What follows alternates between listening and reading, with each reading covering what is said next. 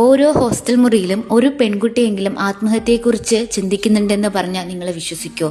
ഈ 3 ആഴ്ചയ്ക്കുള്ളിൽ എനിക്ക് വന്ന കോളുകളുടെ എണ്ണം പരിശോധിച്ചാൽ അതിൽ 80% പെൺകുട്ടികളാണെന്ന് ഞാൻ പറഞ്ഞാൽ നിങ്ങൾ വിശ്വസിക്കുമോ? ശരിക്കും ഒരു ഞെട്ടലോടെയാണ് ഞാൻ ഓരോ പെൺകുട്ടികളെയും കേട്ടത്. അവരെൻ്റെ ക്ലയൻ്റ് ആവാനോ ഒന്നുമല്ല വന്നത്. എൻ്റെ സൗഹൃദം പ്രതീക്ഷിച്ചോ അല്ലെങ്കിൽ അവരെ ഒന്ന് സത്യസന്ധമായി കേൾക്കാൻ പറ്റുന്ന ഒരാളെ അന്വേഷിച്ചൊക്കെയാണ് എന്നെ തേടി വന്നത്. പക്ഷെ എൻ്റെ ജോലിക്കിടയിൽ എനിക്ക് അവരെ കേൾക്കാൻ സമയക്കുറവുണ്ടെങ്കിലും 2 മണിക്കൂറുകളൊക്കെ ഞാൻ ഓരോരുത്തരെയും കേട്ടുകൊണ്ടിരുന്നിട്ടുണ്ട്. ഇതെല്ലാം കഴിഞ്ഞ് രാത്രി ബെഡിൽ വന്ന് കിടക്കുന്ന സമയത്ത് എനിക്ക് ഉറക്കം കിട്ടാറില്ല.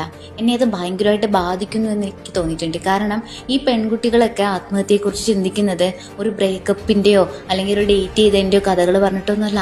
അവർക്കതല്ലാതെ അതിനപ്പുറത്തേക്കുള്ള ഒരുപാട് പ്രശ്നങ്ങളുണ്ട്. ശരിക്കും ഞാനിത് ആരോടാ പറയേണ്ടത്, ഇവരെ എങ്ങനെയാണ് പിടിച്ച് കയറ്റിക്കൊണ്ട് വരേണ്ടത് എന്ന് ചോദിച്ചാൽ എനിക്കറിയില്ല. ഇത്രയും പെൺകുട്ടികളെ നമ്മുടെ കേരളത്തിൽ ഇവരെക്കുറിച്ച് ചോദിക്കാനോ ഇവരെ സംരക്ഷിക്കാനോ ഒന്നും ഒരാൾക്കും കഴിയുന്നില്ല എന്ന് പറയുമ്പോൾ ശരിക്കും എനിക്ക് വിഷമമുണ്ട്. നിങ്ങളുടെ വീട്ടിൽ ഒരു പെൺകുട്ടിയോ ഒരു ആൺകുട്ടിയോ ഉണ്ടെങ്കിൽ അവരുടെ മുറിയിലേക്ക് കയറി ചെന്ന് നിങ്ങൾ ചോദിക്കണം, അവിടെ അവർ ഹാപ്പിയാണോ, അവർക്ക് എന്താണ് അവിടെ സംഭവിക്കുന്നത്, അവർ ഓക്കെ ആണോ, അവരുടെ മനസ്സിലുള്ള ചിന്തകൾ എന്തൊക്കെയാണ് എന്ന് നിങ്ങളൊന്ന് അന്വേഷിച്ച് നോക്കണം. ചിലപ്പോൾ നിങ്ങൾക്ക് വിശ്വസിക്കാൻ കഴിയുന്നതിനും അപ്പുറമുള്ള കഥകൾ, കാര്യങ്ങൾ അവർക്ക് നിങ്ങളോട് പറയാനുണ്ടാവും.